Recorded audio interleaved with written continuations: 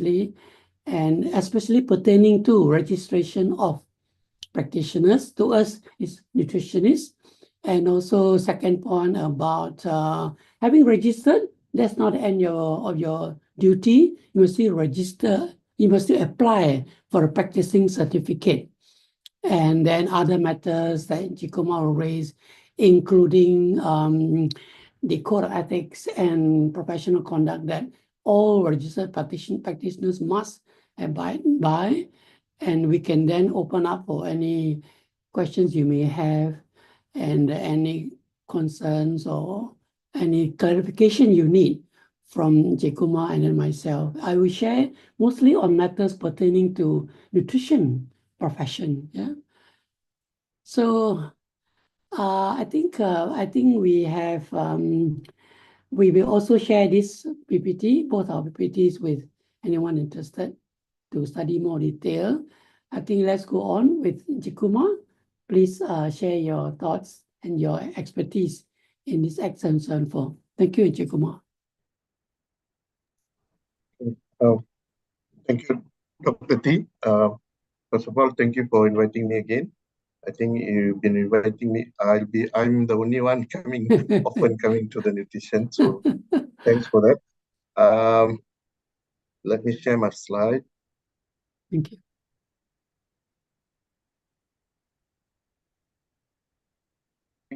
Okay, so I've prepared the slide in a mix in BM and English, but I'll speak in both language, and then let us go from there. Okay, basically, I think most of you already know about the Act and so on, but what are the things happening so far? And the reason why we are keep on reminding everybody is not many of the private sectors are in the loop. I could say the government almost 100% are registered. In IPTs also almost there. But in private sectors, we assume because we don't know exact numbers. There are still some people are hesitating to register. What need to do, what are things need to be done, and so on. And this is a part of our council's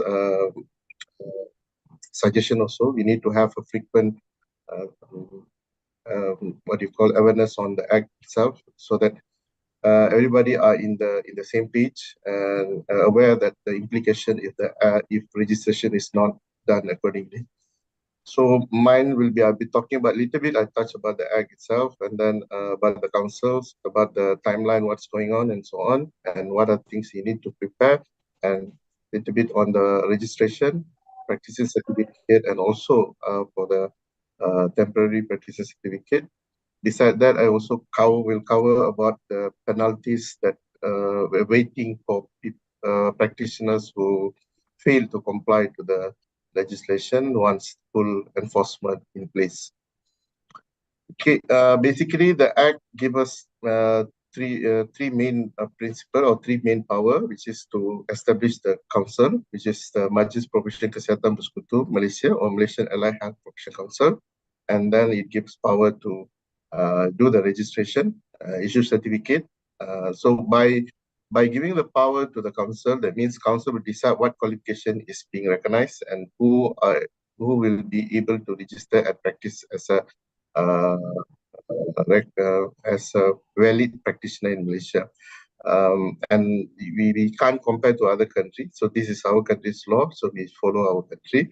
And then after the full enforcement, the practicing, amalan, or another way is the practice itself will be governed by the council. How are we going to do that? Definitely, there will be some mechanism in place where complaints can be lodged to the council, and council can investigate and take necessary action if found there's evidence of misconduct and so on. So these are the things that is already in place in the Act.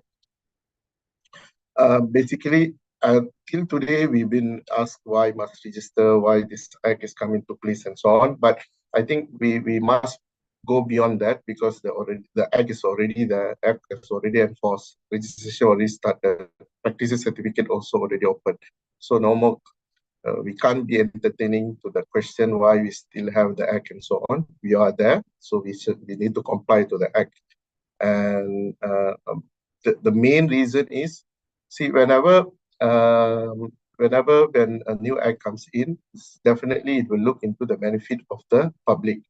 An act is actually to protect the public, but how they're going to protect the public? By restriction on the unqualified and untrained allied health. And I know a lot of nutritionists always approach me and highlight to us, even Dr. T, Dr. Mahendra, and also some of the counterpart in the Bagian Pemaka always refer to us. There are a lot of people out there claiming to be nutritionists or trying to portray as a nutritionist in order for them to convince to get some followers and so on in social media, especially social media.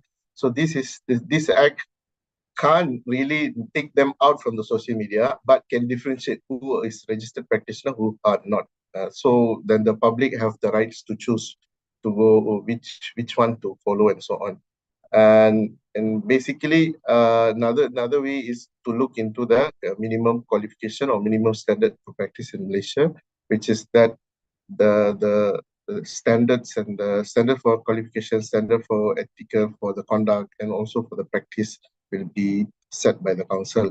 And this will be another way of looking at it is from the practitioner point of view, will increase your accountability. Then you shouldn't be ignorance of the act is that act.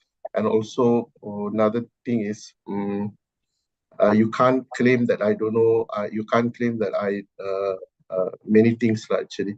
So because once the act is enforced, it's your duty to know your scope of practice and so on. And basically, you need to practice within your scope. And finally, for recognition. So this is what I've compiled. We have compiled that because whenever we go to many places, people will ask us, what is the benefit of being in the act? So we have listed around 10 benefit here. It is according to the sectors like government, individual, the practitioner, the public, and so on. So like you have a professional recognition, and then your mobility for practicing in Malaysia, and let's say you want to go to another country, your qualification will be recognized, and then the letter from the council will be valid for you to practice in that country. And definitely, we will ensure that you always adhere to the requirement of your practice. Like you need to know what is the current trend going on, what are the new skill that you need to adopt, and so on. And another thing is the practitioner themselves can be protected by by by consumer or user who actually have a ill thought or against the practitioner. So they just can simply complain against you without any evidence and to tarnish your name. So this is another way of to protect you. And beside that, there are many other things like you can look through. So if you see it on the right side, mostly your right side is all about the practitioner. On the left side, 6, 7, 8, 9, 10 is more to the practitioner itself and the government. Government in the sense we can plan now what is the future need of the country and so on. Without having this registration data, it's very difficult for us to plan, very difficult for the university to project how many students they need to treat, what is the vacuum, what is the gap, and so on. Okay, finally, definitely we want to have a better service, better quality, and ensure safety. This is the timeline that what's happening. So these are the few dates are very important. So on my left side, which will be your my left side, 1st of July 2020. You see, it's been a 6 years journey. So we done this by phases. A lot of people having an opinion that why can't you do it everything in one go? It's very difficult when you have 16 profession. One thing, very complex.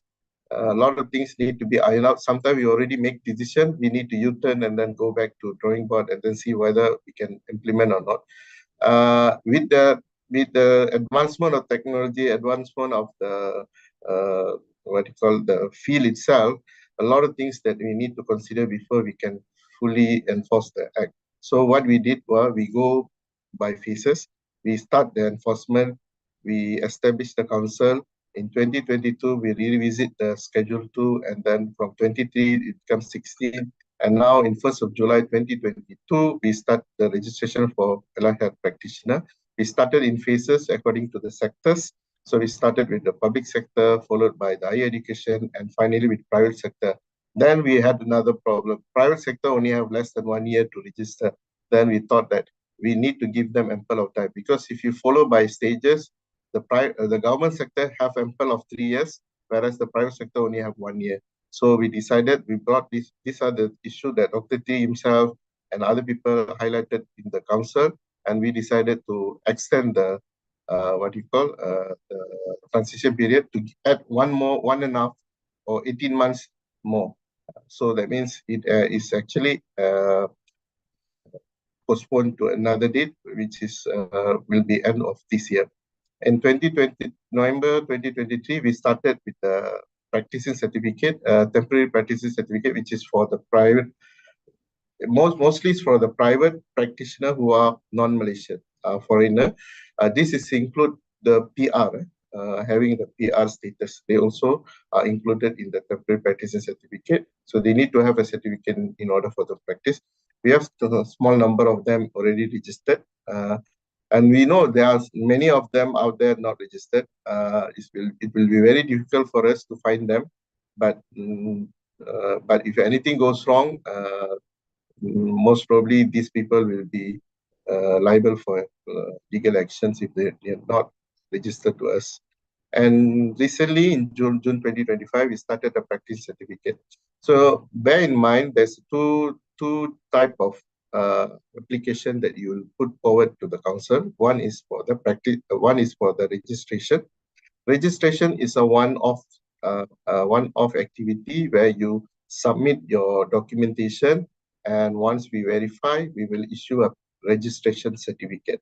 Registration certificate is once a lifetime. We will give you a number, so that number will follow you forever. Then after that, you actually need to apply for practitioner certificate. Due to the lack of, due to the phases that we already agreed, we said we prolong the practice certificate until we finish with the registration. So in 2025 June, we started with practice certificate. So each and everyone who are already registered must also apply for practice certificate in order for them to have a valid practice in the country. So they have until 31st December 2026 to do so. Okay. So what will happen after 31st December 2026? It will be end of the transition period. That means there is no more extension. So everybody who are already registered and having practicing certificate, you are safe. But if you have only registration without practicing certificate, you need to cease practicing until you get a practicing certificate. Whoever don't have both, you are committing an offense. Actually, without practicing certificate, if you continue practice, it's also an offense. So offense means, I know many of them think BSKB is small, not many people enforcer, they can't find us, but NSM is very big. And in NSM, a lot of members are there.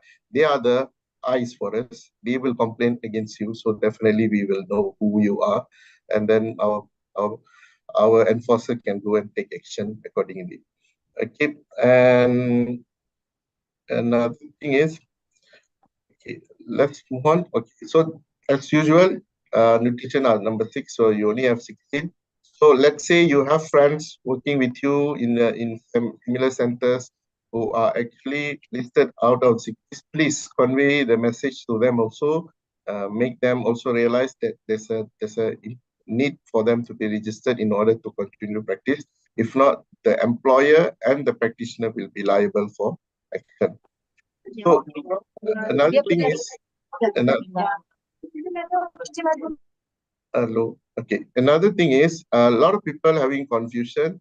See, the council is called Majlis Profession Kesihatan Bersekutu Malaysia, or in English, in Malaysian Allied Health Profession Council. MAPC or MPKBM. A lot of people when send, not necessarily nutritionists, a lot of people when send email, they will say, I registered to MHPS.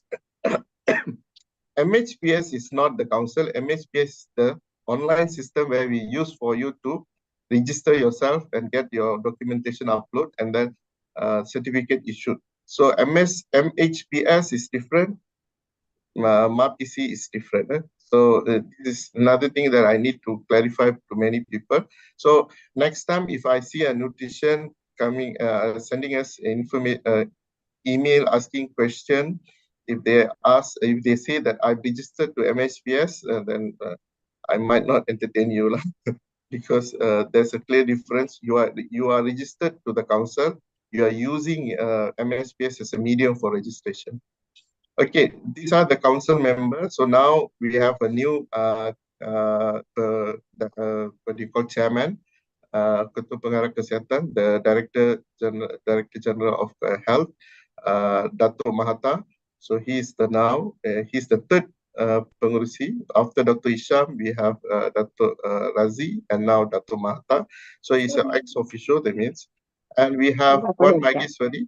Puan Magiswari is the Director of Allied Health Sciences Division and also will become the what you call registrar. So if you see your registration or practicing certificate, you will see Puan L. Magiswari is the one who actually have a signature on that, right? And sadly, she is leaving. She will be retiring soon. So, but we will have a new pendaftar once Pengarah BSKP is appointed. And also for the Anggota Majlis, for the council member, for nutrition is Dr. T. He's been with us for 2 terms. So this is his final term. So since I'm saying his final term, that means we are open for a new member to be incorporated to the council. So I will have some information on that later at the end of my slide. And we will have soon we will be having the secretary appointment by the minister. And all the Anggota Majlis is Lantikan Menteri lah. That means appointed by the Menteri. So these are the current members, council members. Okay. They're gonna end in 8th of July 2026. So another 5 months to go. So I'm not going to go into a council function. Basically, council function are stipulated under Section 4. Whoever want to know what are the function, you can refer to the Section 4 of the Act, which is Act 774. I'm just going to highlight the first 3 things only. First is we will issue registration and practices certificate. And the council also have the right to decide on the qualification needed to register. And the council also can put condition, a condition on the registration itself. Other than that, the second part all will be enforced or done after the transition period ends, end of this year. Okay. For the peruntukan pendaftaran perakuan amalan, so first thing is for pendaftaran and perakuan amalan, which is registration and practicing certificate. These 2 is for Malaysian, and perakuan amalan sementara is for non-Malaysian, so foreigner.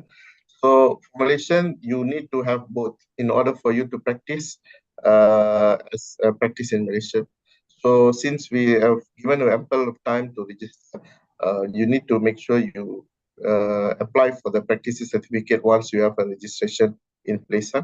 I know some of you are waiting since, or some of you not aware that we thought the practicing certificate is the registration certificate. Some people are confused that we renew the registration. We don't renew the registration. If you refer to one of few councils, like pharmacy, they renew the registration. For us, we have registration, we renew our practicing certificate. Therefore, you need to apply for the practicing certificate. For the temporary registration, temporary practicing certificate, this one is only for the foreigners or non-Malaysian, and it will be applied by the employer. unless you have or qualify yourself to own your business, like you have your own PR and so on, and then definitely you can apply. If not, you employer need to apply. So, okay. Basically, what we did is for the qualification, we have different level of qualification as accepted by the council. We have master degree level, bachelor degree and diploma. At this moment, all these qualification for this profession are at entry level. I do recognize that there's some of them have master's level and PhD level. Whoever you already practicing, we already if you already applied, that means you already in the system. But in future, when people coming from overseas and some maybe have completed or practice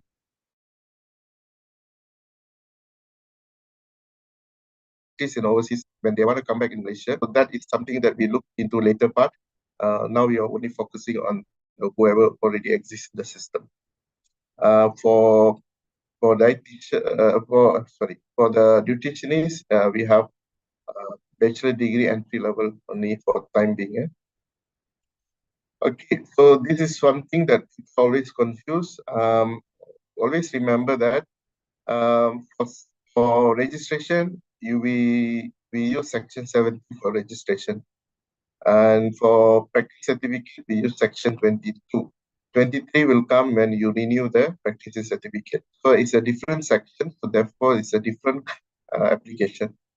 17, you need to only do one time. So you pay 50 for as a processing, and then once you approve, you pay 100 to get your cert. So once you get the cert, you keep the cert forever. Okay, and then when you apply for practice certificate, which is Pakuan Amalan, you need to pay for first time only. For first time only, you need to go and pay 50 ringgit, and then 2,200 for 2 years. Then when 2 months or 1 month before the expiry, you need to renew your practicing certificate, and then you another 200 for another 2 years. So the 50 is only for the first time application.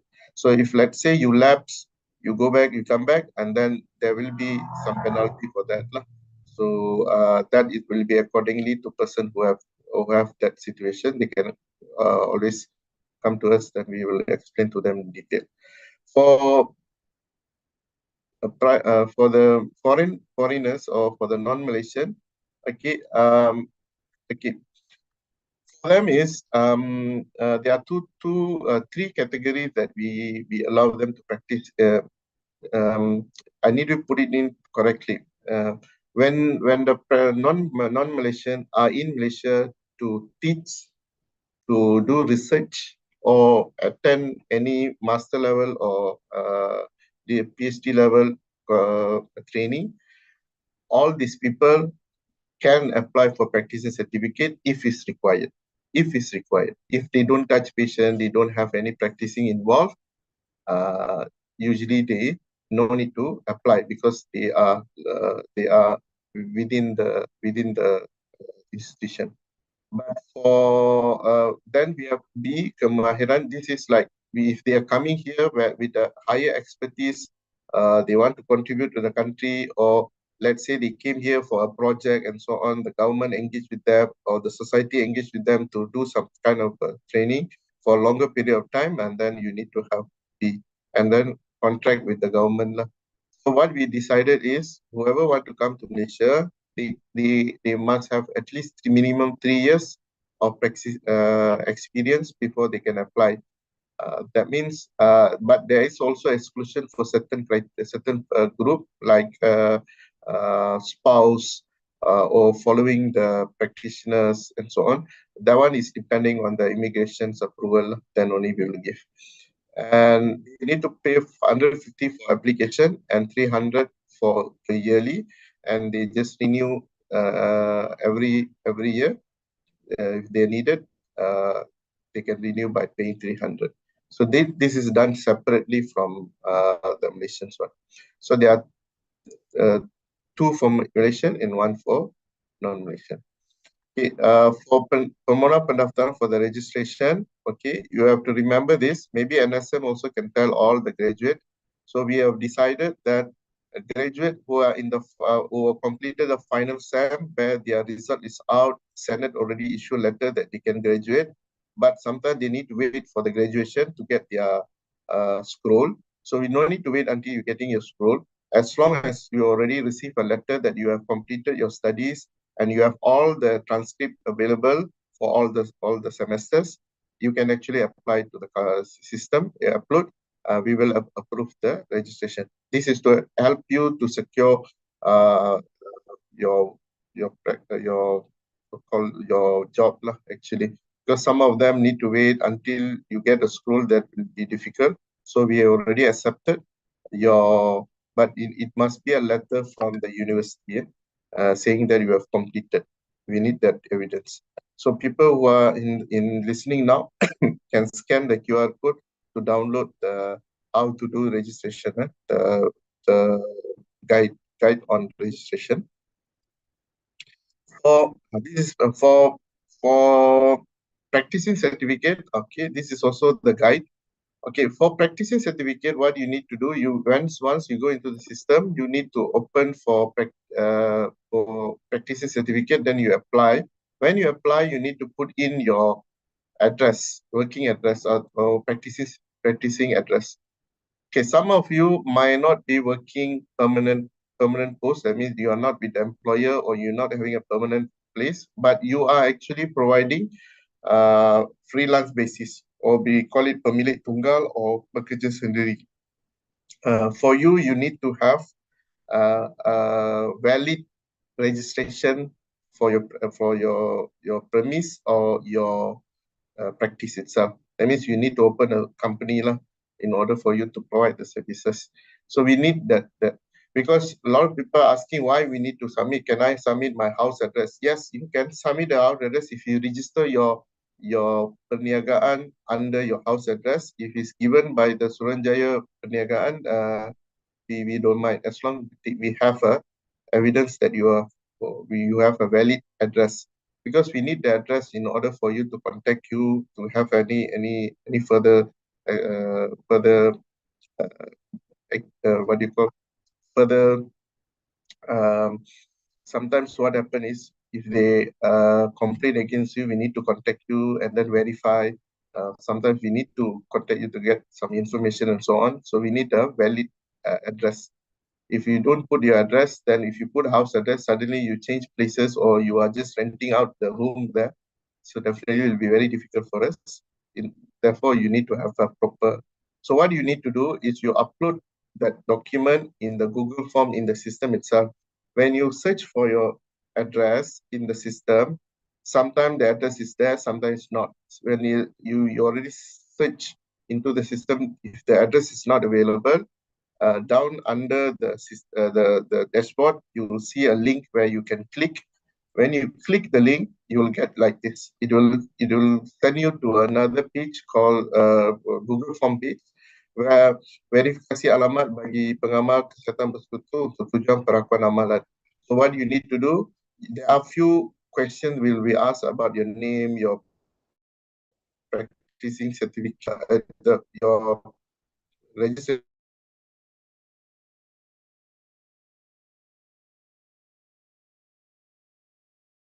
callers, then we will see how to add on. At the moment, we will provide three. So the three is actually for you to, what do you call, for you to fill in, and then you upload all the documentation in one PDF file, and you just upload and submit. So once you submit, we will receive it, we will process it, and give us like 1 week time, 3 to 5 days, or 1 week, 7 days. Then you go and check into the system, see whether the address is available or not. If it's available, then you can click on it and then complete your practicing certificate application. Once you make the 50 ringgit payment, we will process, we will approve, and then you can pay your 200 to get your practicing certificate. So that's so for the for the perakuan amalan sementara. Sorry, something with my slide. So always remember that we have another system for you to apply. It's called My Expert. You have to go through My Expert to get your approval first. Once you get approval, and then you get your immigration working permit. Once you get a working permit, then you have to come back to us to apply for practitioner certificate. So for detail, if you have any issues, contact us, we will guide you. Because if I tell you here, maybe one or two of you may not be able to grasp what need to be done. You can contact us separately. So you can also scan the documentation. Okay. So this is just an example. Once you are registered, once you have your number, you can have in Malay or English. Okay, what we control is number 1 and number 2. So below the alamat, everything is up to you how you want to put it. This is just a suggestion. But number 1 and number 2 is how you write your. Okay. So for example, like nutritionist, you'll be MSPT NUTR 0001. Okay. So that's simple as that. Okay. So just now, yeah, yours is this. So this is whoever want to have their top with the number, carry on, no issues on that. Okay. Okay. Little bit on the registration. So as I told, as today, not today, 2 days ago, to 28th January, we have already registered 42,384 registration. So this is complete registration. And we anticipate another 3 to 4,000 to register. Maybe we'll reach 45,000 or maybe more. Hopefully it's maybe less than 50,000. But only 15,743 have applied for practice certificate. So there's almost 6 certificate. The down one, this is numbers for the ahli pemakanan, which is nutrition only. So if you see under registration, public total number registered 564, other agencies 635, universities 116, total 1,482. But out of 1,482, only 580 have already applied for practice certificate. Here also, we have around another almost 900 people still waiting for and maybe good time for to register. But good time is anytime. Please register yourself. So for to get your practice certificate, don't wait for until the end. I know some of you waiting. The more you prolong, you can pay less and so on. But better register, because if let's say something goes wrong with the system, 31st December it stays there. Or whatever hiccup happens, we're not gonna give you another extension. No more extension. 31st December 2026 is the final extension. Okay. So already almost 3 years, and then the act was passed in 2020, so it's already 6 years. So 2027 is the day where we go for full enforcement. Okay, so once full enforcement, what will happen? People can complain against you. When people can complain against you or any information on the registered practitioner, when the complaint is against a registered practitioner, it will come under the council. If it's the complaint against a practitioner who's not registered but conducting or practicing as a nutritionist, it will go under the enforcement. So enforcement, they will go for the investigation, and then they will be charged under the act. For the registered practitioner, the complaint will be evaluated by a committee. We call it the investing committee. We'll see whether there's a case or not. Once the case is verified, if let's say there's a case, they will recommend to the council and pass it to the disciplinary authority. Disciplinary authority is the person who's gonna call both parties, and they will see whether these parties are actually the allegation is valid, or there's evidence where there's where they can charge the practitioner or not, or they can actually release the practitioner. So they will recommend to the council. So council will make punishment if there's a recommendation. If not, there will be no action taken for the practitioner. So all these will take place from 1st of January 2027. So what the council can do, can remove you from the list. Once you are removed, you cannot practice anymore in Malaysia. And as I always remind you, anymore in Malaysia doesn't mean you can practice in another country. The moment you go to other country, because most of the country already know we already have a council, we already have registration, they will ask letter of good standing. In the letter of good standing, we will clearly state that you already been taken action and removed from the list. So with that, you can't practice in other country also, unless you go to the country where they don't register practitioner, and then maybe you can continue lah. But that is very small in number lah. And we can also suspend. During suspension, you cannot practice. So suspension can be partial, suspension can be full, or let's say it is very light cases, or it's a first offense and so on. They reprimand you. I mean, they can issue a stern what they call notice, saying that you have conducted this, make sure you don't repeat this and so on. So reprimand, this will be done. But all this action can be appealed to the minister within 30 days of the result out. Okay. So section 22, there are few sections that is offense. 32 for all the registered practitioner, advertisement prohibition. That means they cannot what do you call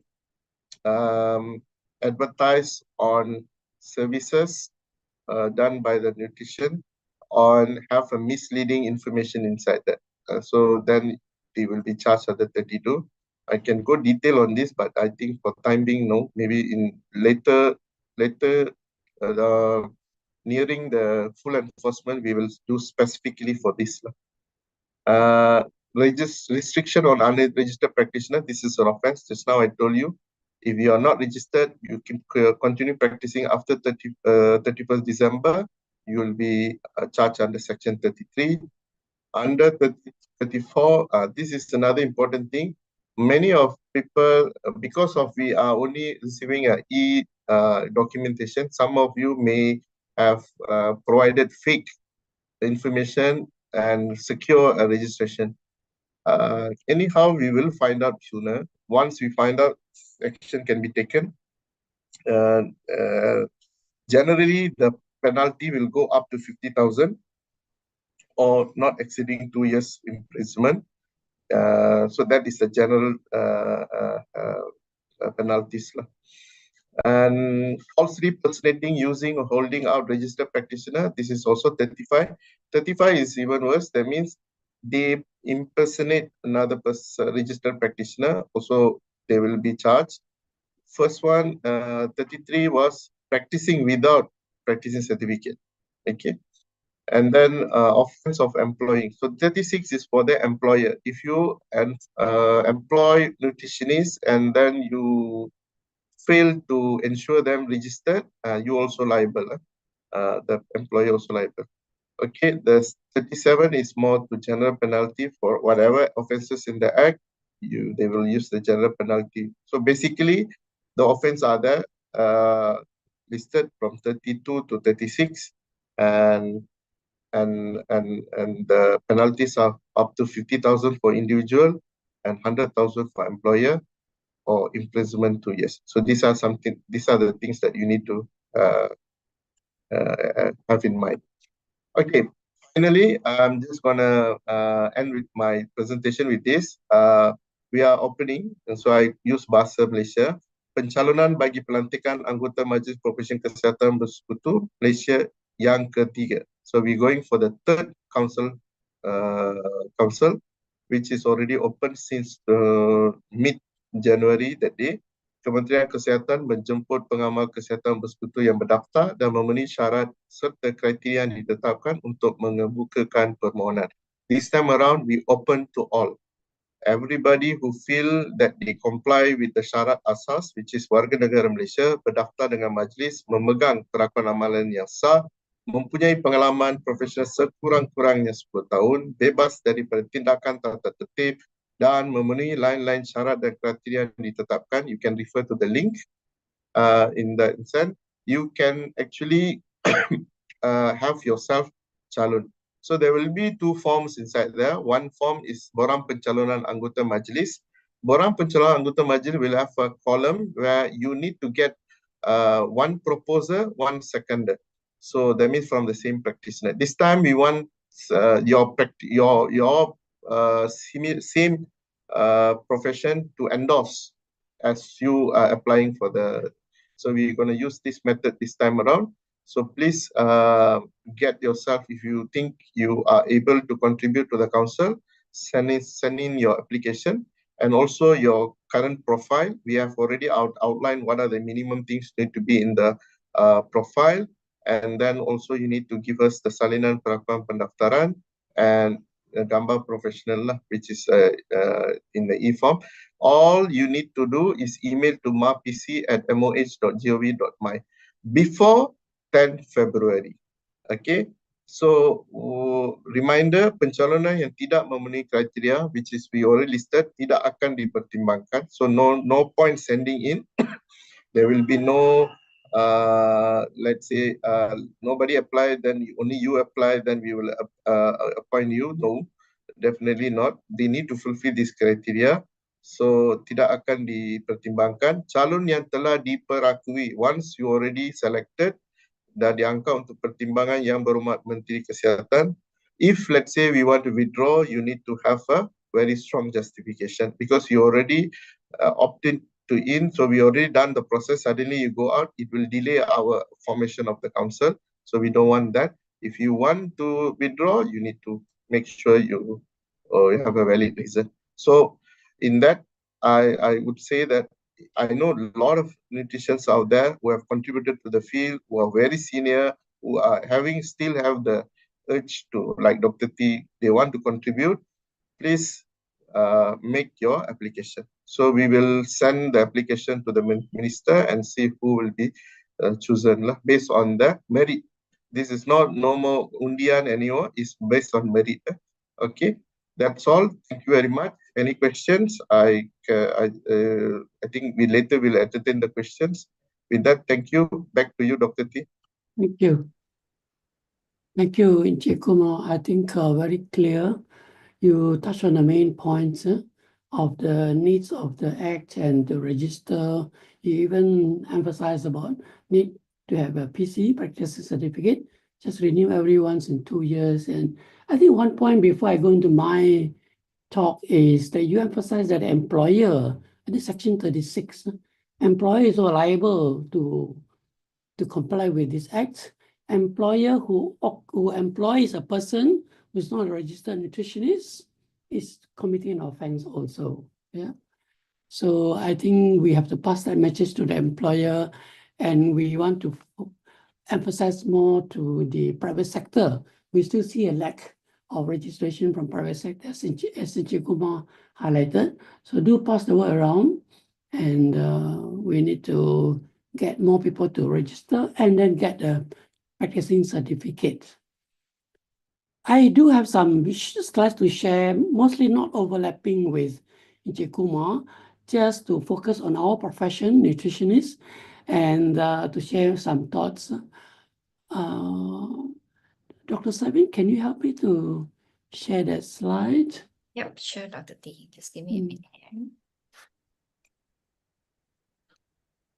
I might fumble on the technology.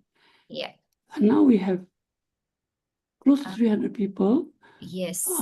Which is good. Those, if we touch 300, then people have to join the Zoom. YouTube. Yeah, Sorry, the YouTube.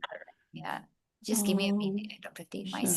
screen is... So I see some questions coming in, and I think we will try to tackle as many as we can, but some of the things I think Encik Kumar already touched on. Yeah. So we will not repeat those, but those Encik Kumar hasn't touched, we will respond to that.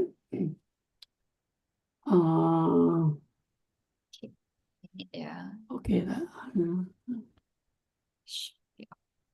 Okay, let's see. Yes.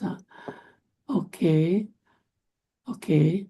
So can you move on to the, yeah, so this is, yeah, so I think Encik Kumar has talked about that. We narrowed down to 16 professions, and nutritionist is there, item number 6. Yeah, next slide. Next slide. So here minimum requirements. So Jikuma mentioned that for the 16 professions, they may have different minimum requirement. For nutritionists in red is basic BSc in nutrition. Yeah. Okay, Bachelor of Science. Okay, next slide.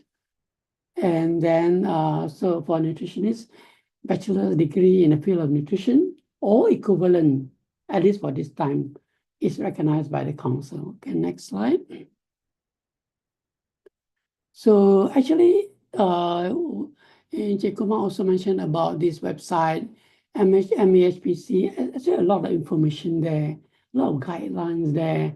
You might want to go inside there if you have not, if you are trying to find answers to some of the questions, some of the doubts you have. So number 3 is the recognized qualification. So is my degree recognized or not? You can go and check on this this website. The link is there. And let's say number 3, when I click on, I see this next slide. These are the qualifications now under the list of recognized. This next slide, more universities there. This was 2023. So there could be more after that, yeah, in Jacomo, that were recognized. So now it doesn't mean that only people with that degree, 9 universities can register. So under this transition phase, this is where it's absolutely important that if you are not one of the 9, you must register way before December 31st, 2026. Don't wait until November, December to do that. This is the opportunity, the transition provisions, where anyone who's want to practice as a nutritionist, for example, or you are doing activities or carrying out duty as a nutritionist, you can apply under Section 46. Some people call it the grandfather's clause. I don't know why not grandmother, but this is the way to allow people who are practicing in this field to register, even if you do not have the required degree, the 9 that I mentioned, or that's on the MAHPC website. So very important that if you or your friends do not have the 9 degree, but you have been working as a nutritionist, so take this opportunity, register now before 31st December, register next month, next week, yeah? Because don't wait until the last minute. This is the only opportunity. After the transition period, those not in a recognized degree, there could be more university recognized, you will not be able to register anymore and practice as a nutritionist in this country. So for a nutritionist, what is the scope of practice? What's the job description of a nutritionist? So if we are practicing now, you want to know whether am I qualified or am I within the scope to register, to apply, look at number 12, description of the profession. I would like to share with you that because Ichikuma also talk about after the transition period, full enforcement will take place and the people may complain about you. Consumer can complain about you. Your colleagues, your friends, people in the same profession or other professions can complain about you. So make sure that if you are registered as a nutritionist, practice within your profession. So next slide. So here, the description in the under the as recognized by the council is a nutritionist is a person who advocates, who promotes, who creates the importance of promoting nutritional well-being of the individual or the population. What's the purpose? To prevent and control nutrition-related diseases. So very keyword is advocates and promote nutritional well-being, and the keyword is prevention and control of nutrition-related diseases. And how can a person do that? Through various platforms, through policies and regulation. You could be involved in that. Promotion, education, you could be doing communication, you could be doing training, a lecturer, for example, or a university, college lecturer, assessment, monitoring of nutritional status.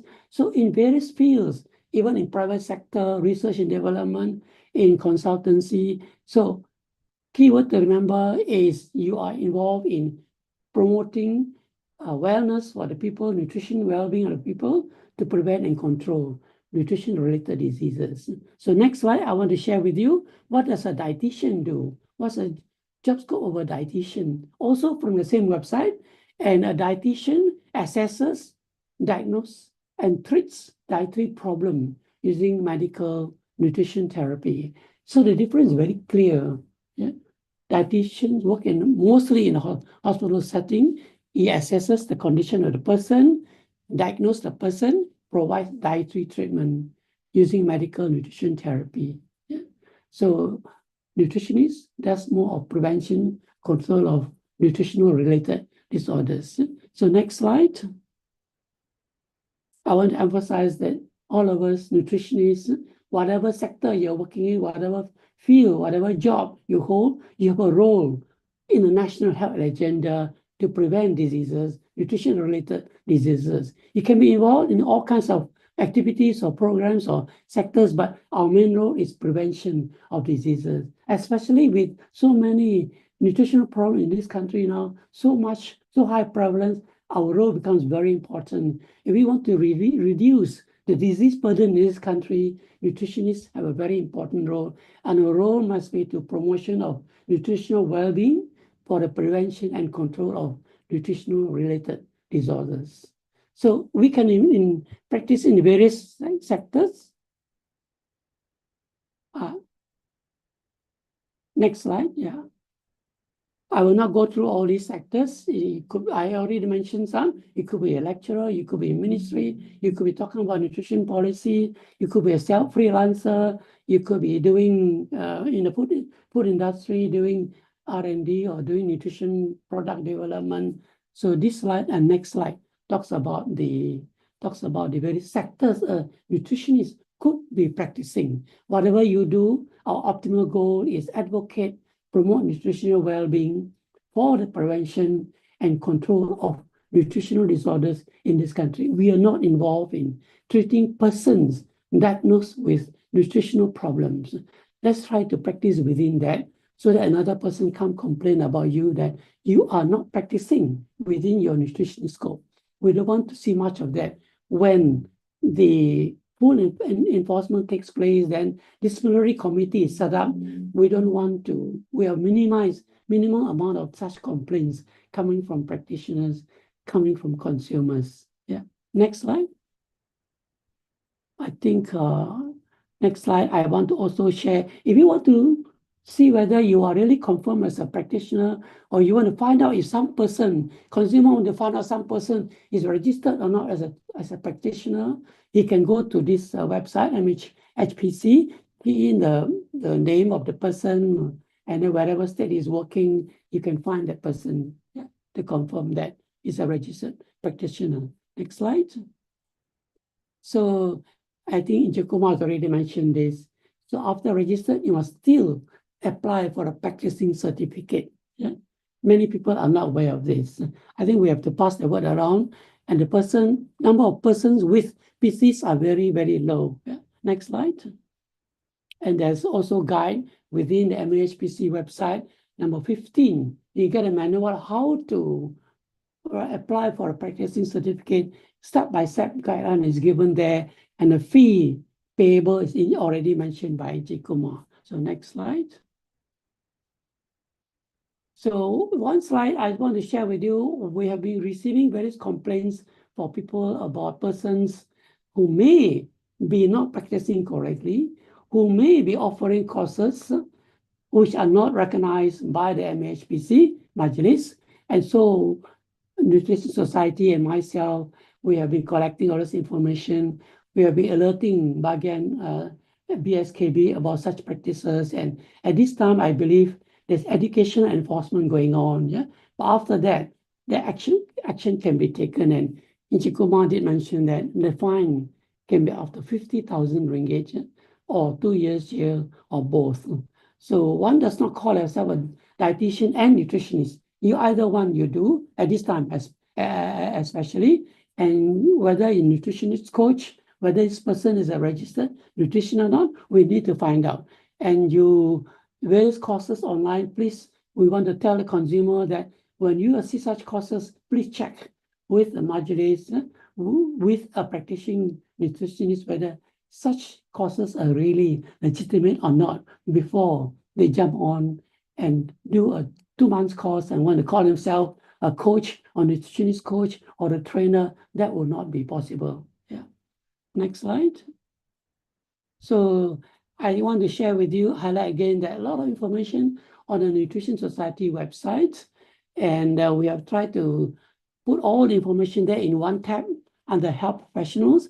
All the documents that I have been receiving, I've shared with the president, and they're all uploaded here. Dr. Savin has uploaded all this there. To go back to Nutrition Society or Malaysia website, you can see all this information there, documents there. Okay, next slide. I believe, yeah, these are the legal documents there.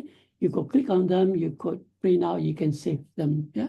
So legal documents, what is the Act? If you haven't seen the Act in detail, look at the Act in BM or in English, and then registration of nutritionists. The step-by-step guide also given there. Next slide. Various documents, practice of nutritionists. Step-by-step guide is given there. Practicing cert, yeah. Practice of nutritionist, what I mentioned to you, the scope of practice, and it's all highlighted in there. Next slide. I think, yeah, also on the NSM website was a compilation of various Q&A on a session that I did with Inje Kumar 3 years ago, and we compiled all those questions and we answered them. Inje Kumar helped me to respond to all the questions. So you can still go back and review them again. They're all still valid. Some of the questions are valid. Is that the last slide?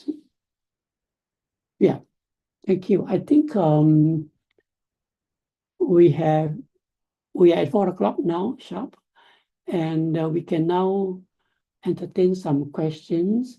I just see the screen. Okay, A lot of questions. We will start. We have some questions that we have compiled, but there are also some questions coming in Zoom, which we will read out directly that are coming Okay. in the chat. Yeah. So let me start with, we have one here, Nurul Osman from Monash University, Malaysia. So her question is, does nutrition PhD student doing data collection and providing nutrition counseling has to apply for practicing certificate? Chikuma has responded, yeah. Okay. The one Nutrition Nurul. advice means what? To whom they are giving the. Maybe to the public, yeah. It falls under practicing, right? So they need to register. Is a Malaysian student, is it? I think this student is Malaysian, yes. It's not clear whether it's a Malaysian Nurul, student. yeah, I was Nurul wondering. Osman. Let me Yeah. see. If Nurul Osman, you are here, you can unmute yourself. Might be foreigner. Hi. Yeah, Nurul Osman. Yes, Malaysian students and Oh, nutrition counseling towards subjects uh, during data collections. I think Chikuma has already responded. If he's a Malaysian student, I absolutely encourage him to register. What is he going to do after this? He doesn't register. He's, what is he going to do as a job? Yeah, absolutely, he must register. Yeah. Don't think of this year, next year. He's going to live for another 50 years. Okay, so we will share screen now. Oh, okay. This capture from where? From the Zoom. So this one we had a link. So these were some Oh, of, people who, yeah. So okay, we can go to the next slide. Yeah, so this is Miss Tan. She did not mention her organization. Just a minute. something. Yeah, her question is, I want to know more about last year. I submitted my application. They didn't approve any way for the other applications. They didn't approve any way for other applications. Yep. Okay, for people who want to know the status, I think I can answer you like this. Sometimes your application already processed that we issue an email for you to submit further documentation. That's one situation. Second, We're still waiting for that. Second thing is, we might send your application to the committee to review. So, or there are some of documentation in the system is not updated. For example, I couldn't say only Nutrition, but many of you uploaded documentation which is not verified through copy. That's one. Second thing is you uploaded a photo of you, which is the photograph, which is a selfie photograph or something that which is not compiled to a passport size photograph. So without you all taking action on that, most probably sometime we don't really, we will wait until you take action. But let's say we have not seen this case, what you can do is you can send email to Ma PC Daftar and CC to me so that I can take action immediately. Okay, so I will put my email on the chat box later. You can take my email and also the email that you need to send. We have special email for you to communicate to the registration unit. So when you send email to that email and CC to me, I will make sure everything, I will find out quickly and then get back to you. So this is what I can say to the people who are having some applications still pending. So this one also, Encik Kumar, I'm not so clear what application is talking about. A registration, I guess, yeah? Submitted application for registration. That's why, Dr. T, I can't just based on this, I can't answer. That's why I need further information. So if let's say we call one by one, then everybody will have different issues, right?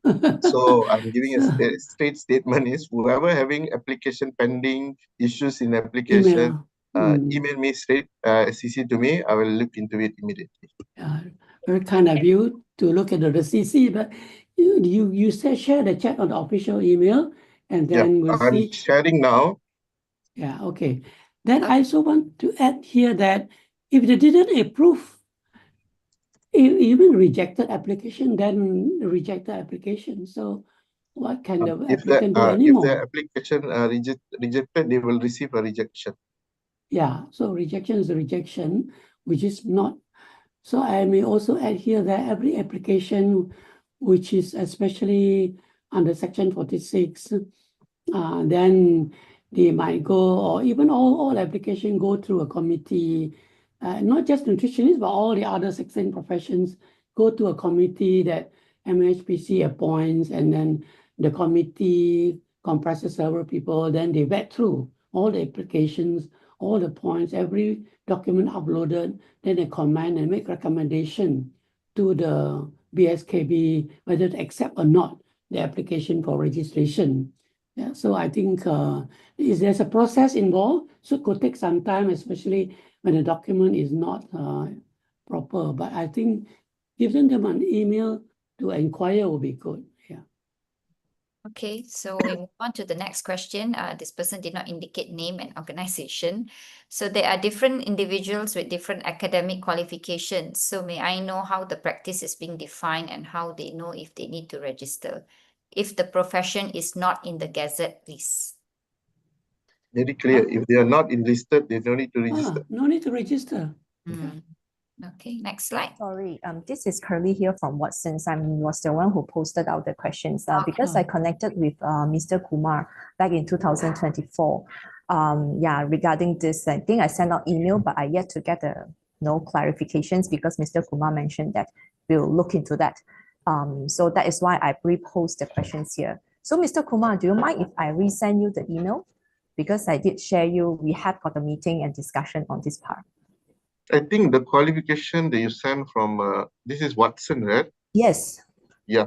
I think with the Puan Jamila have communicated with you saying that if they are, most of them are actually not nutritionists, right?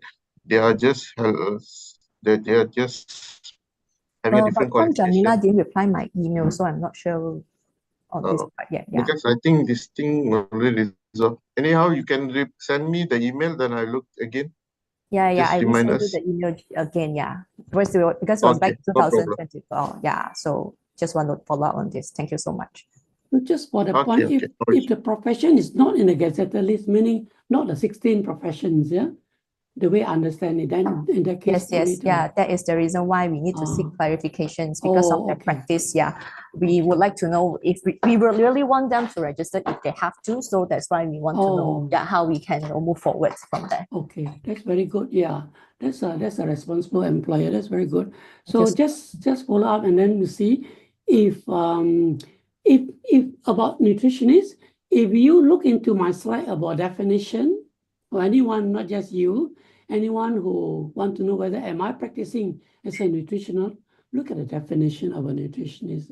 Look at definition of other people. Are they one of those or not? Do I relate to one of the professions or not? If they are not, then there's no need to register. Yeah. Okay. So we have another question from Miss Lee Jeannie. She asked how to apply for practicing certificate. What are the documents needed and how long should we renew the cert? Okay, for time being, once you apply, you can go back to your account, and then on your left side there will be you can apply for APC or PC. You just click on the new APC, then you just submit your application. So the only things that for time being we require is your practicing address. So that's what I said. When you're trying to find your practicing address, it will search back to the database. But sometimes the private sector data is not key into the system. So if you find your address is not available, then you go at the bottom of the page. There will be a link for you to click, and then you enter all the information and submit it. And daily, there's a staff dedicated for them to receive that address and update into the system. Once they update the system, within 3 to 5 days, give us time, because sometimes per day is like 100 over things coming in. So we will update into the system. You just can go into the system and try to see whether the address is available. If it's available, then you can proceed. If let's say within 1 week, 2 weeks, there's no response, again, you can submit to the MAP. After we look into it. I think I also shared the link to the panduan in the MHPC website. Look into the panduan, it goes step by step. So basically go back to your account that you created when you registered. Yeah. And one more thing, the renewal. So for us, like when you see like medical council, dental council, they will have 30 days before they need to renew before 30 days. If they fail to do so, they will be paying penalty. For ours, it's like we will wait until the moment, but don't wait until the day, because our system is open 24 hours, so you can renew anytime within that last 1 month, anytime. But after 1 minute after the date, so you can still renew, but automatically you will have to pay penalty for late application. So it is already built into the system. So for time being, for renew, we don't put any requirement yet. Maybe in future we are planning to put CPD as a requirement, but that will come later. Before we introduce CPD, we will definitely inform everybody first. Yeah. So that answers the question about CPD also. It's on the way, but not at this moment. Thanks. Yeah. Thank you, Dr. T. Next slide. Nurul Farhana. Hi, I want to ask, I already get my registration cert. Currently, I changed my workplace and just applied for APC. I already fill in the form. How long does it take to get the APC cert and how can I track the progress? Okay, for APC cert, once you apply, we approve daily basis. Daily basis means we don't have any application pending. No, every day my staff, Puan Jamila, will make sure she approve. So if let's say yours not approved, that means I need to see what actually went wrong.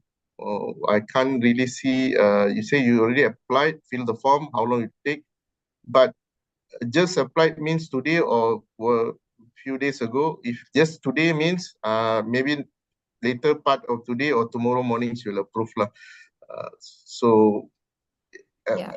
from our point of view, for PC, once you already have all the information available, paid the money and then send to us, daily basis we are approving. So there's no pending. Yeah. But the pending will happen when you don't have your address available. So you need to key into the system. That will take time because we need to key in back your address into the system. Once that, and then you can get. Jacobo, I saw one in the box on the right-hand side. One person say she applied some months ago and didn't get the That's why if PC. months ago it's not possible. That's why I need to Ah. know what's happening, because How? maybe what's Email. meant is not what I'm actually talking about, right? So we need to know detail what was went wrong. Okay. So Okay. so she need to give us more detail. That's why please Okay. email to me, CC to me. I will make sure Okay. I'll find out what was happening. Yeah, lah. Because like mine, very fast next day I got already. Yeah. As I told Okay. you, Memang, we don't have pending. Puan Jamila is working, even go back home also she will do. She'll make sure Okay. today's application finish today. She Clear. won't Okay. bring to tomorrow. Okay, so I think this is the same question. This will take time. Can we move on to the next slide? I also like to share to participants here that I am sharing with you the link to NutriWeb, information on how to register and how to get your practicing certificate. Yeah. We have all the documents at the website, so I will be putting those links in the chat box. You may refer to them. Okay, so we have another question here, Dr. Hugh Namfong. I have biochemistry and chemistry honors degree, graduated in 1986, the time no nutrition degree course in Malaysia. Then involved in nutrition practices and research over past 40 years. Am I eligible to apply as a registered nutritionist? Okay. Eligible, definitely you are eligible to apply. Whether you will get registration, it depends on the documentation you submit. Because since you've been practicing for over 40 years, definitely there will be some extensive documentation that you can send to us in order for us to send to the committee to evaluate and then give you the whether we can register or not. One thing you have to remember, the grandfathering is ending on 31st December. Whoever have this kind of situation, please submit as soon as possible, because sometimes we need to send to the committee. The committee also need to go through all the documentation. It will take time for them to review and then come to a decision whether want to give or not. And if they want further clarification, please also give us the further documentation in order to assist this process. It is not like once you apply, you will get. Definitely, there will be some verification done. And hopefully, I will wish you luck. I always optimist with this. When you have enough documentation, relevant documentation, usually you will be approved. But without documentation, just a mere few courses that attended, online courses like 6 months courses, that one all we don't entertain because that anybody can do actually. And then it's not fair to the practitioner who've been in the service, who have done so many things, and then easily another person can take just by going online courses, right? So, Dr. Hugh, if you are listening, please submit your application and choose the transition period, transition arrangement, and then submit all the documentation. If possible, email us all the evidence that you are practicing Okay, thank you. nutrition. Sarah. So that is very important. So we are Yes. not limiting to, many people are asking, what type of document? I'm asking you back, why are you saying you are nutritionist? Yeah. If you say you are practicing nutritionist, definitely you know what are the documents that can prove. So send us. We don't want to limit to certain document. We want actually for you to submit whatever you think will be relevant to give input or to what do you call to support your application. Okay, thank I you. think I also emphasize about this point here. So during this transition period, you must apply and don't wait until 1 or 2 months before December 31st of 2026. So here you must submit. So it's not just a degree, there's alternative degree section 46. There you must prove that you have been working as a nutritionist. So you must have documentation of your workplace, your publications, if you have done research, proof of that, and proof of working as a nutritionist is the key to your ability to get approval for registration in this case. So please pass the word around for this section 46 people. Okay. Thank you, Dr. T. So next question is from Emily Voon. May I know which website to apply and check? Previously, I received an email from NSM to RM50 yearly, and I'm not sure which category this is registered under since it was registered by my previous employer. So this is a clear case of confusion with the Nutrition Society of Malaysia. Yeah. So member of Nutrition Society of Malaysia, different. It's not related to, well, I cannot say not related, but it's not equal to registration with Allied Health Professions Act 774. So you may join as a Nutrition Society member, but you may not want to register under the Act 774. Yeah? Or you register under yourself as a practicing under as a nutritionist Act 774, but you do not want to join as an NSM member. Of course, we encourage you to join. So these are different methods. From your question, seems like you are referring to application to join as NSM member. So please check again with NSM secretary, and then maybe email secretary again on this matter. Okay, next slide. So this is from Gigi Sin. She's self-employed. May I know how many CPD points are needed to renew the practicing license? Ichikuma already mentioned this. Yeah, CPD point will come up soon. Yeah. Okay. Right, next slide. Nurul, I think for those answered this. for those who are self-practicing, there are more and more now. Yeah. I think Ichikuma did mention that, and in the slide that I prepared for and put on the NSM website, you are recommended to register yourself as a company on ROC. Then you have a workplace confirmed, recognized by the ROC, then recognized by the Majlis, and then you can apply to register and then get a practicing certificate. So there are many of those who are practicing on your own. So do take care of that, and please take note of that requirement. There are guidance on how to get your registration verified by a person. Yeah, since you don't have an employer, so you can get it verified by another practitioner or by NSM or by other means. Look into that various ways to get yourself verified if you are practicing on your own, if you do not have an employer. Yeah. Okay, thank you, Dr. T. So this is a question from Nurul Osman.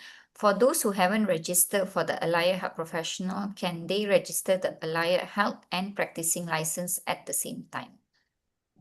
Okay. You anyhow you have to register first. With your registration, then only you can apply for practicing certificate.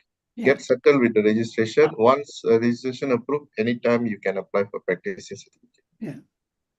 Okay, so next slide. Tan Chi King.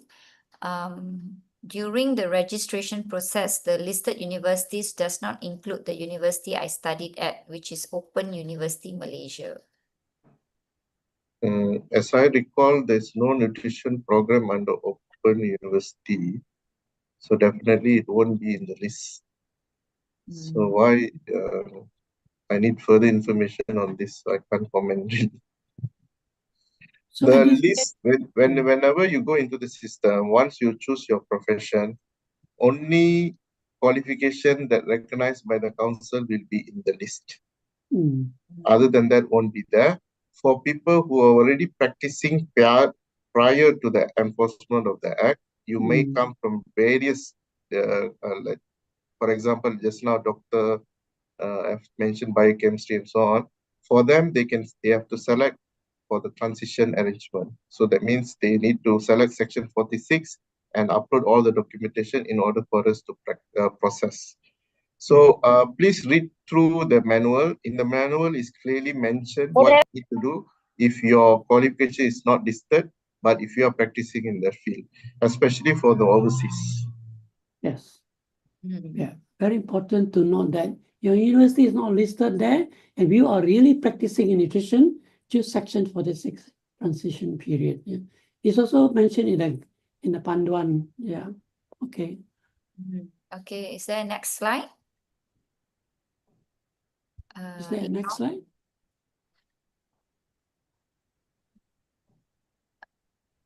No more. That means, yeah. Okay, so you can stop share. Anything else in the Zoom chat box? Yeah, so we have more questions from the Zoom. I will now read them. So there's one, but maybe if Dr. T is okay, I think some are repeated questions. So I think what we have addressed, we can move on to the new. We can quickly look through and see. Yes. Right, So a lot there's of people giving email and IC number there. Yeah, I'm not sure why they're giving their email and everything. But So I think they misunderstood. Don't give it here. Email to us. Yeah. yeah, What I put is you can email to my email and then provide your name, IC, and issue that you face. Yeah. so Not there's here a in this. question. Yeah, there's a question is asking if Miss Jenny, if she has applied for practicing cert for company A, but if change job, should she apply again? Yeah, there's also once they already have a practicing certificate, anytime they can enter the system and change the practicing certificate. It's called current PC. So they click on that, they can change to the new address. So, but I think due to last week we had some upgrade to the system. It was shut down for 2 days, and there's some hiccup on the practicing certificate update. So I think they will try to resolve it soon. Some of them having problems, some of them not. So whoever having problem, you can email to us, and then we look into it. If you don't have problem, then you continue with the update into the system. So same question from Miss Jenny. She actually have a follow-up. So if let's say I do practice in my current job and part-time job, when come to the practicing cert, what should I do? Both include both. Both include both. Okay, so if it's But your permanent job will be your principal, your part-time or long-term will be your others additional. Okay, so there's also I think, yes, also at this point, I think the practitioner must remember that he must display his practicing certificate at the workplace. That's very important to remember also. Don't put it under the drawer or on a cupboard somewhere. Yeah. We want to tell the consumer next time, when you want to speak to a nutritionist or other professions, ask for his practicing a certificate number, his registration number, and show me your practicing cert. Are you eligible to practice or not? So that one, we will go to consumer awareness later on when we are all ready. And we want to tell consumer that when you ask something about nutritionists and got proper advice, speak to a nutritionist, not anybody on the roadside. No. So I think there's a question from Lim JV Sendirian Berhad, applying under 46 transitional arrangement and still under approval. Could council please advise of lists and details of supporting document to accelerate the application approval? So Mr. Lim, I have also shared the link to where you can refer from our NutriWeb for registration and application of practicing certificate. So this is a question from Ms. Terry Chiang. What is the clear definition of practice nutritionist roles? How about teach basic nutrition knowledge without nutritionist claim? I already described about a description of a nutritionist. You do not need to be practicing all the scopes explained in the slide, but if one or two or three of the functions you're touching on a daily basis or regular basis, then you may be called a nutritionist. If you are just talking, I don't know. The question is on the website, is it? It's at the chat. The chat. So that's the question. What did she say? If I'm What is the teaching clear definition? How about teach basic nutrition knowledge without nutritionist claim? Teach basic nutritionist and you don't call yourself a nutritionist. Yeah, then if I Miss suppose, Terry is here. Yeah. But if you are intending to teach nutrition on a regular basis, profess yourself as a nutritionist, please register. But if you want to just talk about nutritionist to your neighbor, to your farmer, that's okay. anybody can talk about nutrition. It's not just only nutritionists can talk about nutrition. A school teacher can talk about food pyramid, can talk about healthy eating, but she doesn't call herself a nutritionist. So if you want to just talk once in a while, talk to your neighbor, your persatuan, penghuni and all that, that's fine. But if you are listening in now, you are a nutritionist, you might want to register. Look at your plan. What is your work plan? What is your life plan? Are you planning to go more than just talking about basic nutrition? Yeah. Okay, so we have another question from Miss Rebecca Chin. I'm a freelance culinary coach teaching on healthy cooking and healthy eating. Is this covered under this Act 774? Mhm. You're just a culinary coach and Freelance. freelance, and that's all you want to do, is it? Yeah, then you probably don't need to do that. But you'll be talking about nutrition, right? You'll be talking about tips on nutrition during your culinary teaching and all that. As I said, don't think of today or next year. Think of long term. Are we going to do that for a long time? Yeah. So take this opportunity, register now, because before you miss the boat. Then people may point out, people may make a complaint about you, January 2027. Yeah? This person is talking about nutritionist. He's not a registered nutritionist, doesn't have practicing certificate. So then investigation will take place and it will be a lot of troublesome for you. Yeah. My advice is register. If you have a degree suitable. Okay, so we have some questions. I see Mr. Kumar is already addressing some of them. So also some question from Hamiza, nutritionist, nutrition division. She already have a practicing certificate, but will be changing her employment soon. What is the procedure to update my practice address? So as mentioned, you can go into the website and update the workplace, right, Mr. Kumar, for this? Yeah. Yeah. And a new cert will be issued, right? A new certificate will come on. Okay. So again, Miss Pang Tin Yi, nutritionist, Amots, may I know how can we report offenders of the Act? And Mr. Kumar has responded that you can write into BSKB or send it through CISPA link. And we also have one from Miss Noor Firzana, currently a freelance nutritionist. I would like to complete my registration in the MHPS website, but it says that I'm not an active user when I try to log in. What should I do next? Sometimes what happen is they might key in a wrong email or password, so the system will lock. And then when you go again, it will say not active. So they need to wait for 24 hours for system to reactivate. If still persists, then you email to us. Because please remember what email that you use. Many of the situations that she faced, usually they key in wrong email or wrong password. So the system will block after 2 or 3 attempts, and you can't and make your account become inactive for 24 hours. This is to prevent from scammer and bots attack. Yeah, it's true.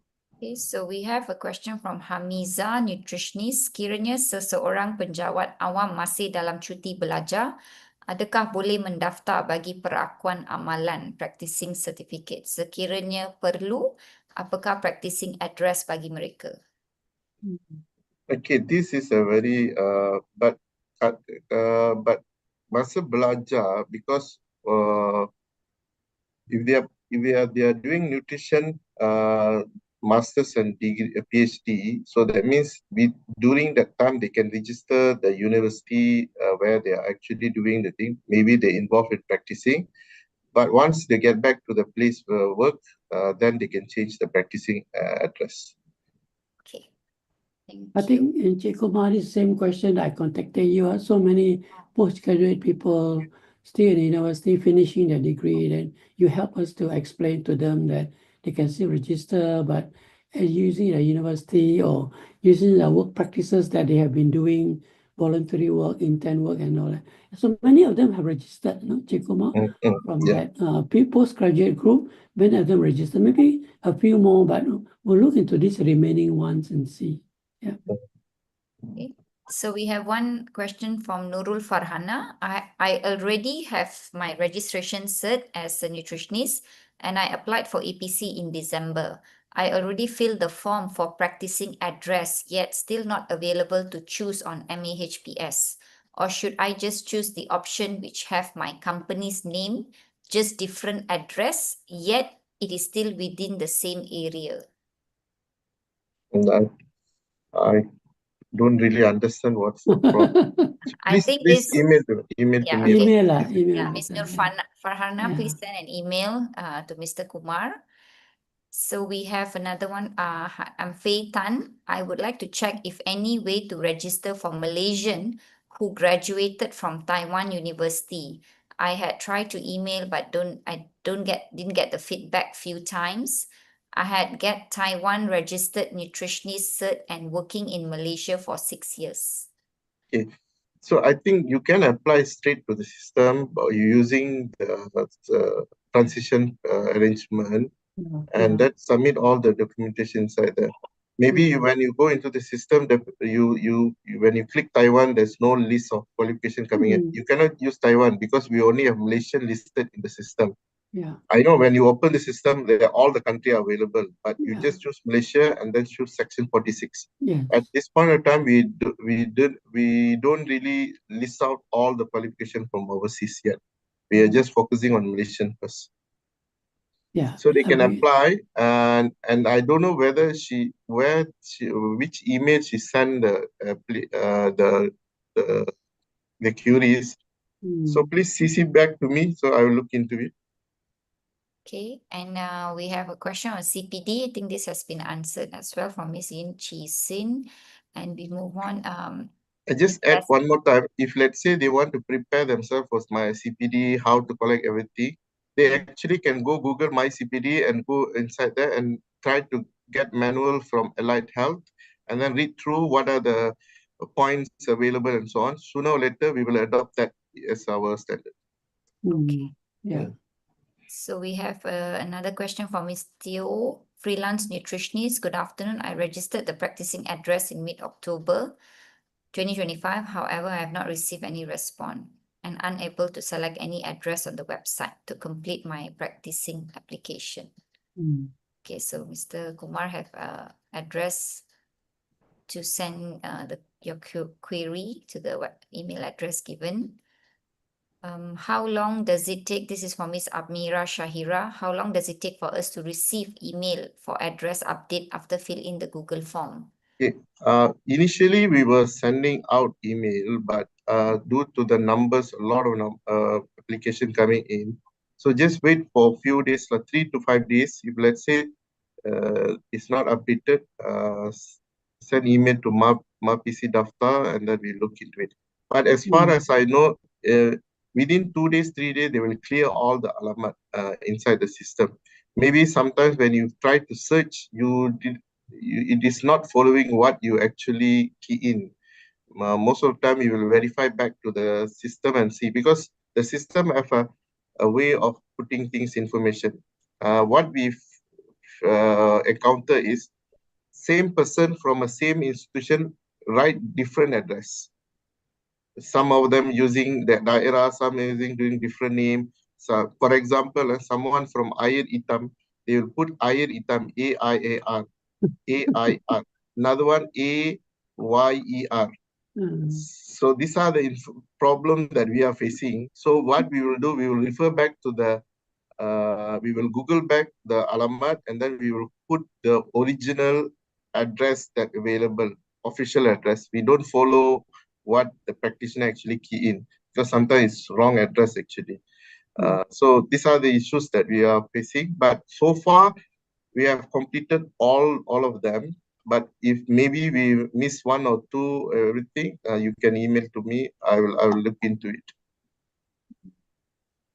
Okay, so next question. May I know how the renewal process can be done? This is from Miss Maisara. Okay, renewal will happen after during your last month of your 2 years, right? So let's say you apply January 2026. So next January 2026 will be 1 year, 2027, and then January 2028 will be your second year. So during that month of January, you need to apply for renewal. So for another 2 years. So it will be like that. So once you're ending near end of your practice certificate, you just apply. What you will receive an email from the system automatically saying that please renew. You have more 30 days before expiry. Okay, so I see Mr. Kumar have also answered query from Nurul Osman. So we have, is the cert, this is from Wong Yi Hong, is the cert need to renew annually? If yes, may I know the process? 2 years 2 once. years once, yes, okay. Which website we can check if a nutritionist, whether he or she is registered? Okay, people are asking that. I actually can show you now itself. Yeah. Let, That would be let good. me go into. I shared that just now, Jacobo. Mm. Yeah, but I'll show them live. Wait, Okay, I go okay. to the website first.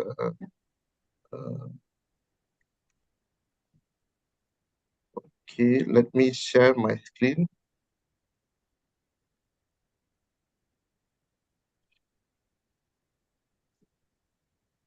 Okay, so you just go, you can just click Ma PC. So you will get Ma PC info, go there. So that will be the first one. Just click there. And then you go to Carian Pengamal Perakuan Amalan Carian Pengamal. This one, Okay. So when you click that, you'll get this. Okay. This system only captures people who have registration plus practicing certificate. Without practicing certificate, it doesn't show it. So you need to have practicing certificate. So you just go and select, let's say I'm going to use my registration number. And then I select where I'm actually working in Putrajaya. So now I put my registration number, my PC, MLS 0000, and search. You will get the information. Okay. So you go there, you go Carian Pengamal Berdaftar. So you go there, you will get. So you can use your registration number. If you don't know, you can use the practitioner number or the premise name. If let's say you know, you also can use. Okay. Okay, yeah, thank you, Mr. Kumar. We have 2 more questions. So one more, I consider myself self-employed and freelance nutritionist currently. I couldn't find a registered nutritionist to verify my practice. What should I do?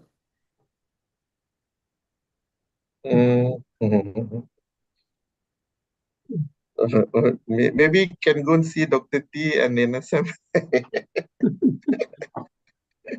CNSM, but we do have, but if he's not a member of NSM, then maybe difficult. But surely he knows some practitioners, right? Yeah, can find a way lah. Okay, a registered nutritionist that are practicing overseas. This is from Miss Hazel. Do we need to apply for practicing license? Practicing overseas. Yes, practicing a registered nutritionist that are practicing overseas. Do we need to apply for practicing license?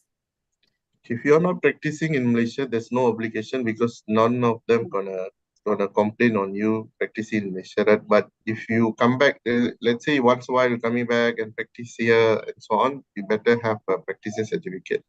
But if you're totally 100% overseas, so I'm not sure how the overseas member councils are require you, because it depends on which country. Certain country regulate, certain country don't regulate.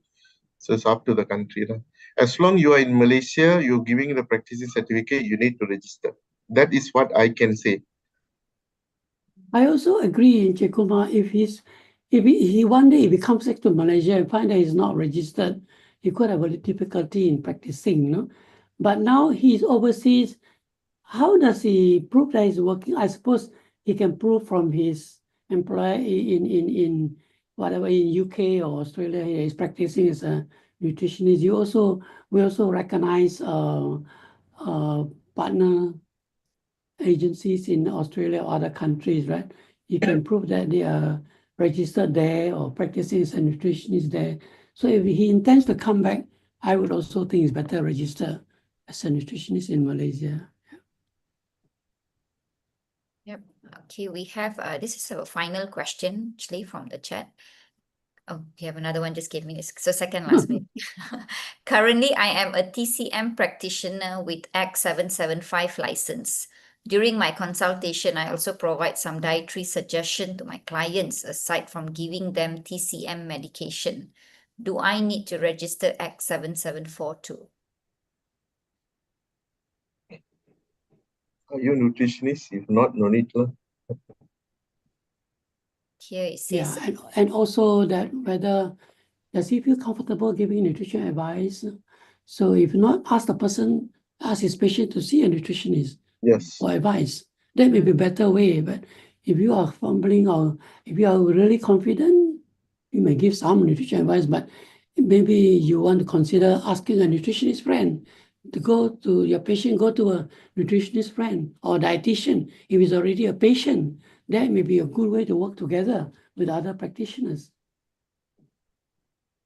okay, that's true. And now we have a question from Sarah. If my main job is not a nutritionist, but I practice it part-time because I enjoy it, can I use the part-time job as the anchor for application?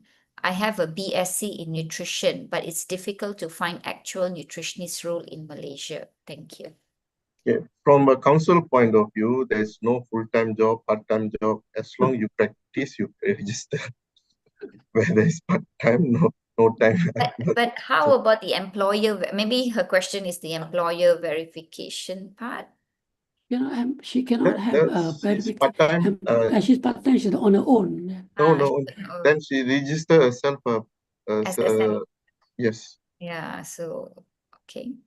So my advice is, if she's really serious about doing this part-time, register herself, and get a ROC registered, and be practicing it. And then Provide you're as a a legal, legitimate practitioner. Yeah. You're BSc in nutrition. Yeah. So why Not not? worry. Uncertainty, go and do it. Yeah.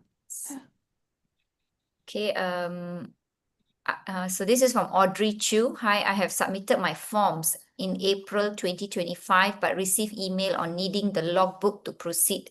May I know the logbook should submit record for the whole year of 2025? This one very specific. I need to see the case. The email. You just follow through back to the email that they send to you. Usually when you submit application, when we need logbook in the sense that you have actually done some nutrition work under supervision and so on, because most probably your basic qualification was not in the field.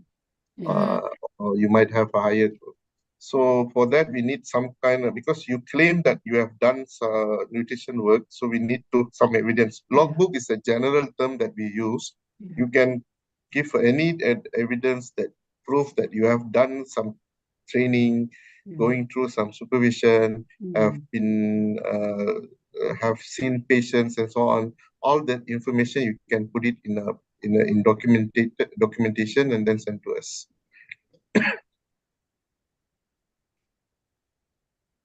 Okay, so we have so from Audrey Chu. She's from Food Science and Nutrition, UCSI. Yeah. But she can use which Section is 46, you know? Yeah, She can use Section 46. Yeah. That's why Section 46, they need some information on the additional documentation that she already been practicing. I think she needs to submit some document on that. So logbook is a general term that we use for everybody. Okay. Not like you have to say every day what you do with nutrition. Not like that. It's a general term. You have to show proof that you've been working there, giving talks or attending courses, and Yeah, so Miss Jenny said, hi, going back to reply to Hazel's question, can we use our current company in overseas to register as a verifier? Okay, this is for registration purpose, right? For registration purpose, you can use because you are Malaysian, right? So I don't think so a problem. If if we find any difficulty, we will contact you and get some further information. I cannot say no for this. You can apply. Please apply. Yeah, to be fair to the Yeah, company overseas. it's You not there check, for them. Not you for them probably to check, come and. you probably check to verify the company is Yeah, authentic and so on. yeah, Yeah. yes. Okay, okay, we have another one. Good afternoon. I suggest NSM to request government to allow valid nutritionists to open a sales booth at KKM clinic. Public seldom seek help from nutritionists, so some action need to take to increase public. Thanks. Beyond my Comment, but it's NSM not so. president. NSM beyond my pay president. scale. Yeah.